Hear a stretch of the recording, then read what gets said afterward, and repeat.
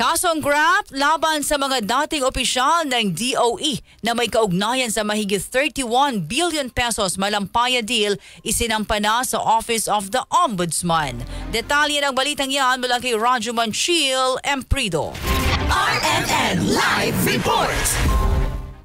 Radyo Manjeni isinampa na nga sa Sandigan Bayan ang kasong paglabag sa Anti-Graft and Corrupt Practices Act laban kay dating Energy Secretary Alfonso Cusi at ilang opisyal ng Department of Energy. Ang naturang kaso ay may kinalaman sa umano'y kontrobersyal na paglipat umano ng mga shares sa Malampaya Natural Gas Project noong 2019. Ayon sa tanggapan ng Ombudsman, nakitaan si Alfonso Cusi at ilang opisyal ng Department of Energy ng evident bad faith at malaking kapabayaan. Ito'y matapos na aprubahan nila ang transaksyon na nagkakahalaga ng $565 million na katumbas ng mahigit 31.6 billion pesos.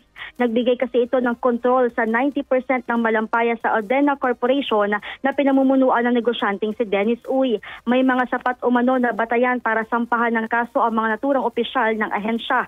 Matatandaang ang Malampaya ay isa sa mga pinakamalaking pinagkukuhanan ng natural gas sa bansa. Samantala, wala pa namang inilalabas na pahayag ang kampo ni Cusi kaugnay sa nasabing kaso. Kasama mo sa DZXL RMN Manila, Radyo Manchil Emprido, Tatak RMN.